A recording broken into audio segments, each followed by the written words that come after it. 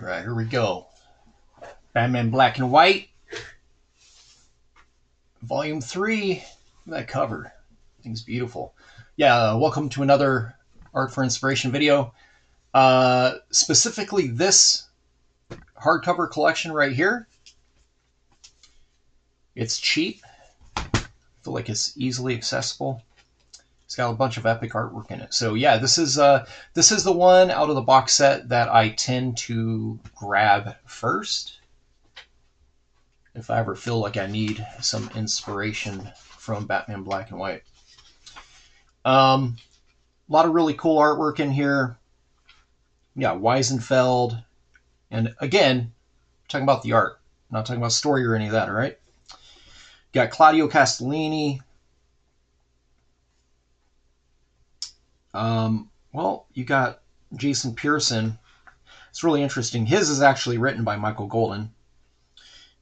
His biggest influence. You got Wieringo, Alan Davis, and Mark Farmer. Theirs is epic.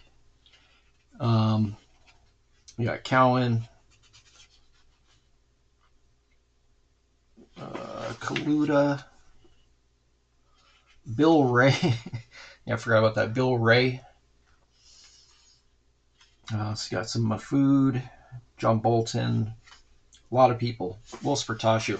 There's really the two reasons I was even interested in this was it was a collected edition that I can put on my shelf, featuring Whilce, featuring Alan Davis. Those were really the two main reasons. But right here you get to see Arn Weisenfeld working in grayscale. I do kind of wonder if, I guess I'd have to look at the dates of these. Arn is pretty much no longer in comics. Now does a bunch of fine art painting and stuff. And I kind of wonder if this was like after the fact or before, and maybe had pushed artistically, push Arn into that realm of fine art. Because prior to this, Arn was absolutely killing it with the Wildstorm lines, as you would know right here, the Team 7 books. That's all Arn, right? And but yeah, completely flipped to this other style here. There's a few artists over there, I feel like, at Wildstorm that did that. Kind of abandoned line art and went more like towards working in tints and tones and so forth. Right, check these out here. Just gonna thumb through this. I'll try not to get names wrong. Let me just check this out. And again, just a reminder, it is Batman Black and White, Volume 3, with this super dope Frank Miller cover in the Sin City style. Love it. I missed that. Who's doing this piece here? All right, so we got Weisenfeld, Mick Mahon. So I think this was a Judge. Was this the Judge Dredd artist? I'm not well versed on every single artist and what their resume is, so I feel like this might be at least 2080. I feel like I saw their name, but it's kind of a common name, to be honest. Claudio Castellini, great artist. Very, very romanticized figures, a lot of romanticized contouring of his figures on the outlines and all that. This is a little reminiscent of like Neil Adams' Green Lantern to me, honestly. Some of this stuff feels like it. It's got that flow.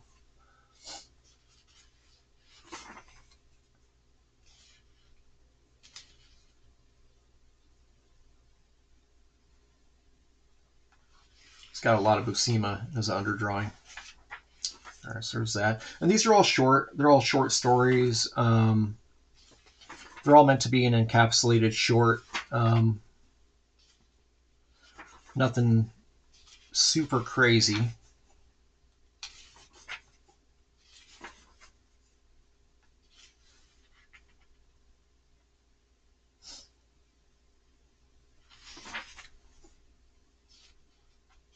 This is Jason Pearson's story written by Michael Golden.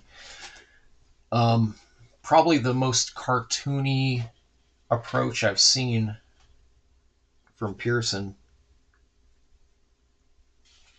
A little experimental, perhaps.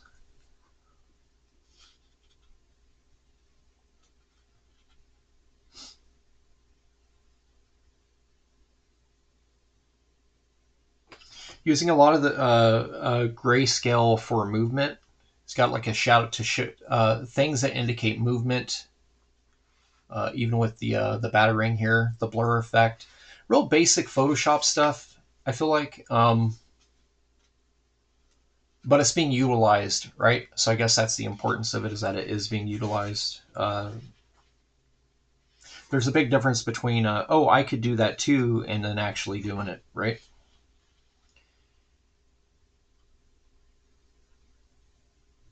Yeah, Jason's work was always fun to look at. Yeah, some of this stuff here, kind of interesting. Uses a it's like a dust render in here, but that's not on the traditional art. That's in the digital portion of it. All right, you got a Darwin Cook here. Very fun, interesting looking story.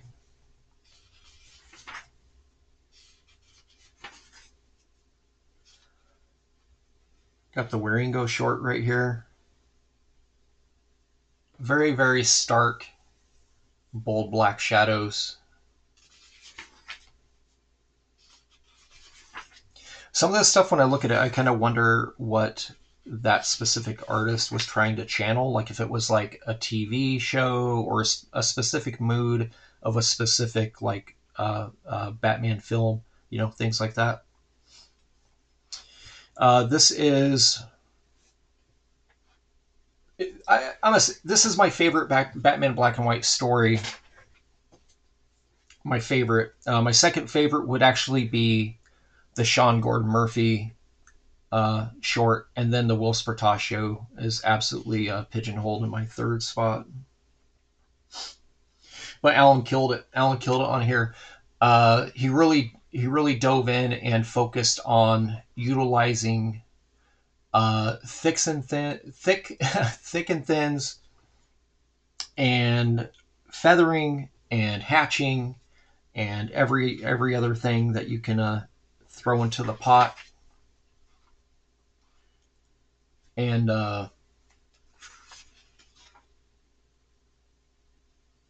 yeah, the inks on here, these inks are phenomenal.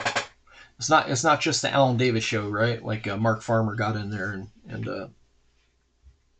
made it shine for sure. Whew, so many thin lines right here. That's crazy. Like, I know you can't really see it well in the video. It's going to be compressed as heck from YouTube, but there's a lot of whiteout renders through some of this, and it's the kind of thing that I feel like people do easily using a program like Manga Studio or Clip Studio nowadays, but they don't have that skill set in real life, like to actually do it on paper. So it's like, you know, Alan's doing it. He's bringing it here. So the shadow is awesome too. Standard gradient across the wall, but it is just so wispy. The lines through here are they're so controlled and so wispy. It's a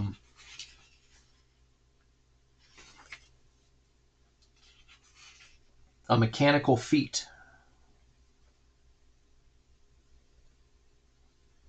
By human hand. All right, so that was Alan's short. This one here, oh man, I love you, Bachlo, but dude, this was actually hard to look at. It's still hard to look at. A lot of this weird watercolor zipatone thing thrown over every page, all over the place. Very hard to read. Yeah. Some of the faces are fun, you know, but it doesn't, for me, artistically, for me, this does nothing for me. this is supposed to be a statement piece, and it doesn't read like that. There's so much bleed.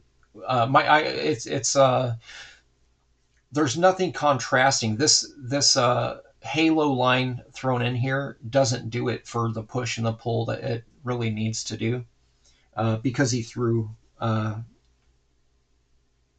some of the zipatone element over it, so it kind of kills the whole look of that. This is the best page. It's the best page by Chris. So, again, not to. I try to keep these all positive on these, but like this story definitely. This is a cool shot. I feel like this would have been helped if it actually wasn't black and white. I feel like you need color to separate Chris's work in this short here. So, not a fan. Not a fan. But about 80% of what's in this particular collection absolutely gets me hype, makes me want to draw. But, yeah, you got 20% here. That's just like ugh. Makes me think about editing. Maybe drawing wasn't the right route. All right.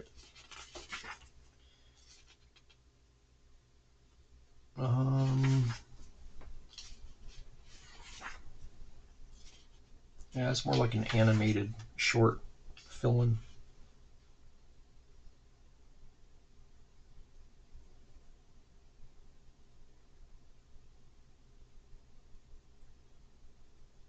Yeah, this feels kind of unnecessary. I don't know.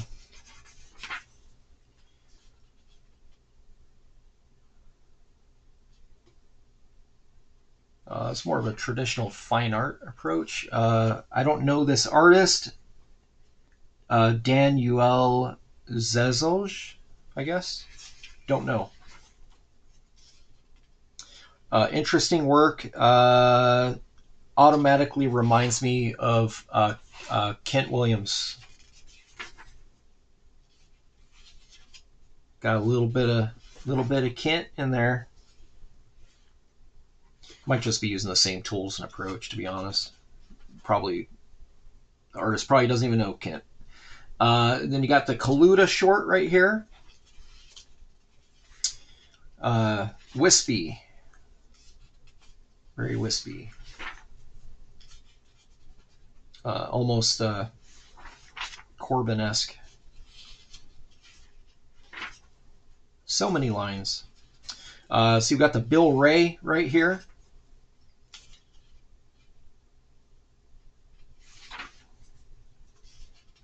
All that animation influence coming through. It's a very Frank Miller. It's a very Frank Miller shot, even with the floating square panels. Yeah, very Dark Knight Returns.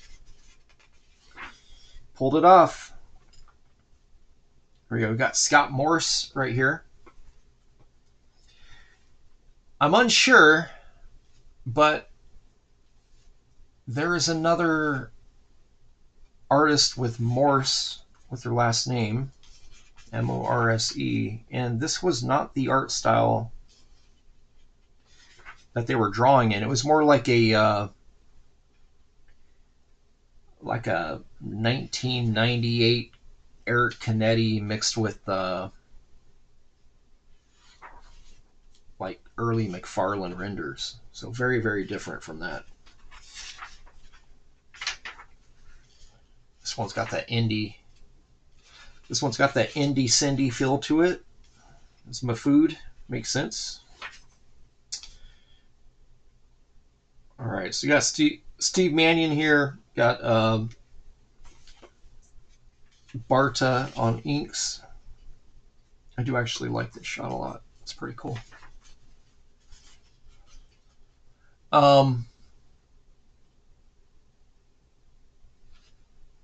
What's weird about it is most of the artists they shifted their style to work in black and white, right? Like they thought ahead of time, like, okay, well, I'm gonna need to focus on the shadows and the midtones, this and that.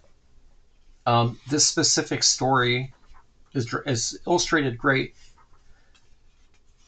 It doesn't feel manufactured for a black and white book. Like, this feels like I'm looking at original line art to a full color comic. Does that make sense? Like, if you really compare it to what the book Batman Black and White is focusing on, well, actually, it's actually focusing on the gray, not the black, right? So there's very little information here to feed your mind what's lacking from no color that gives it that weight, right? So yeah, this just feels like standard comic art. Nothing against it. It's fine. But it was preceded by a bunch of artists who really focused on making sure that their story stood out through the use of grayscale or whatnot. Yeah, that's the Bolton. This is a weird one. This is a very strange. I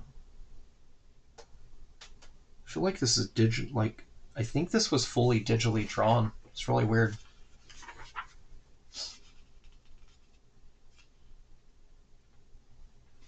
Has a really weird feel to it. It feels like low DPI, blown up, high res, and then inked on top. It has a very weird. There's a lot of artifacting around a lot of this weird tonal stuff, and then the line art is like crispy clean. It's weird. Oh no, that's not Chiarello. Chiarello was an editor on this. Yeah, I'm pretty sure this was Bolton. Let me see. Yeah, it is Bolton.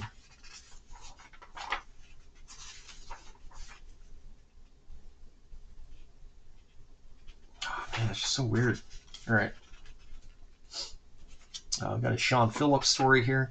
This is what I'm talking about right here. Here you go. Through the use of Zipatone, actually using it like art. It's got the dot matrix and then your linear fade Zipatone as well, right?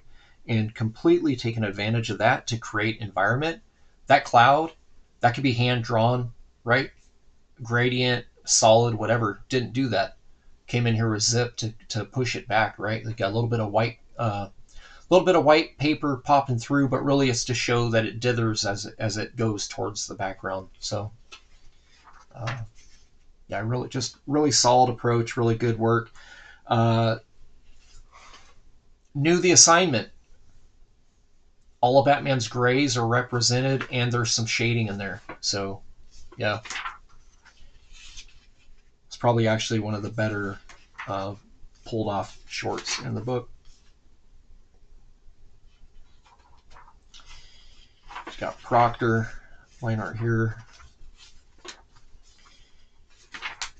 Yeah, where's my kinetic art, guys? Where's my kinetic art?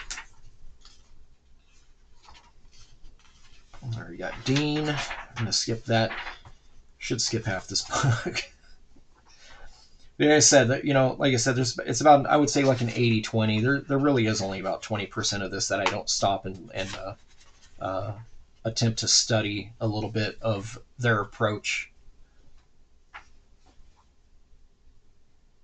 It's a huge book, so lots of volumes of these. If you can track down any of the Batman Black and White, I recommend any and all of them. You're going to find something in each one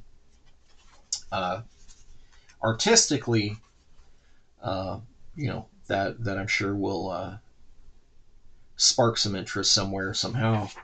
Here we go. All right, so we got the Whilce Portacio short here. Like I said, the main reason this is on my shelf in short reach, it's got this sweet Portacio short, and it's got the Davis short. Really, these are the two I go back and forth between. Sal Regla and inks. I mean, just perfect. Yeah, Sal's inks have never disappointed. Just really knows what he's doing on the page. But yeah, it's cool just getting to see Whilce working in a lot of this hot. He got these areas where he's dropping very, very stark shadows across things, and it works really well in this book.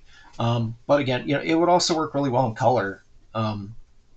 There's nothing in here that I don't think Whilce already employs, but I do think that he leaned more into like this right here is awesome. This entire shadow he's got going through here. I see this a lot on when he posts commission sketches. He'll do this sort of thing a lot. He doesn't do it so much in books. This is a rarity, but it looks cool when he does. I wish he did it more often. Pretty cool rim lighting here. This feels a little bit like almost like a Michael Golden approach. Again, you don't see a lot of artists doing that. This is not current. This isn't like a current book or anything, but I feel like Whilce kind of stayed true. Like this style here, he's been riding that style wagon on this specific style for probably 15 years. It's been a while. No complaints, Whilce. Love everything you do. All right, Dark Cherry. Yeah, this one's interesting too. This almost feels like something, I don't know, like there are certain styles that just feel like a company. This feels very Oni Press to me. I don't know why. It looks cool.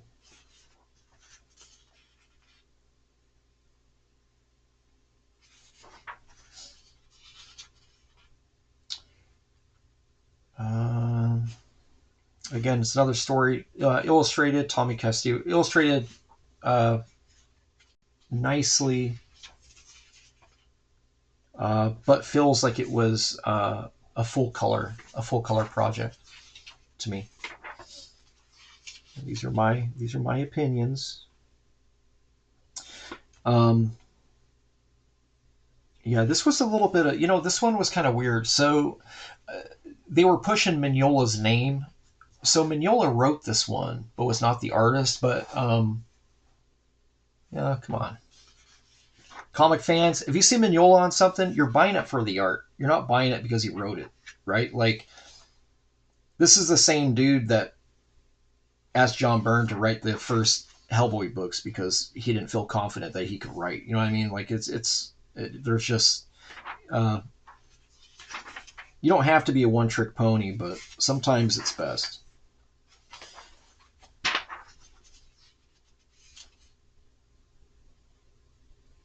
Yeah, interesting. All right, in the back of here, you get to see some of these Batman Black and White sculpts of the those statues, like 7-inch statues, I guess. So you get to see the Bisley, Eduardo's piece, and it's funny, they did a really good job, the sculptors, with capturing the art. Like that looks like an Alex Ross painting. Here's the designs. You get to see Mignola's piece that they based it on. Like, yeah, that's very geometric, hard cuts, abdomens on the thigh, check. Joe Kubert, this is a weird one because I feel like whoever sculpted this had to take a lot of liberty. This does not feel like a Joe Kubert piece of art. Absolutely doesn't. But they got Joe Kubert's name on a piece, right? 100%, no pun intended, Paul Pope. There you go. There's Paul Pope's work. Like, I don't even need this. Like, I was like, that's Paul Pope. I really like this. Really like this design. I feel like this feels more 1950s Batman than real old school Batman. Brian Boland. Yeah. Yeah, pretty much. Tim Sale, yes. Yeah, I can definitely see that being a Tim Sale piece with his. He'll do a lot of things directionally in his work that conflict with the other half. So it's absolutely, and then like the divot being twice twice the length it should be. That's a very Tim Sale thing. Steve Rude, classic. Steve Rude has his own flavor of what classic should be. A lot of it's very kind of Hanna-Barbera cartoon-esque, but like drawn nicely. I know he artistically reminds me a lot of. I mean, one of my favorite artists, Mike Allred. They both have a very similar palette for the eye. So yeah, this one here, honestly, I don't know that I would say Steve Rude though. Like I've never seen this statue in person, but I don't know that I would say Steve Rude. I think I would actually have to look at the box to be honest. But this right here, I don't need an autograph. I could tell you exactly that's Steve Rude's art. Like I could tell. Very very strong, poignant style, easily recognizable. Jim Lee, come on. Enough said. Very easy to recognize. Kelly Jones, it's all in the cape. All in the cape. Yep.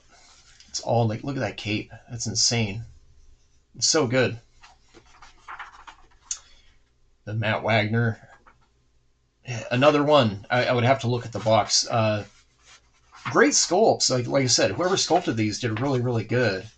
But there's certain ones like there's something I don't know. I guess maybe you'd have to see it in person, right? Like maybe all the elements are there, and I'm just not seeing it from this one singular photo. All right, pretty dope. All right, there it is, Batman Black and White, Volume 3. That super dope Frank Miller cover, Sin City style. Yeah, it's not too crazy looking. What is the price on this? $24.99. You could probably find this for $8. I'm going to be quite honest. All right, guys, thanks. Don't forget to subscribe.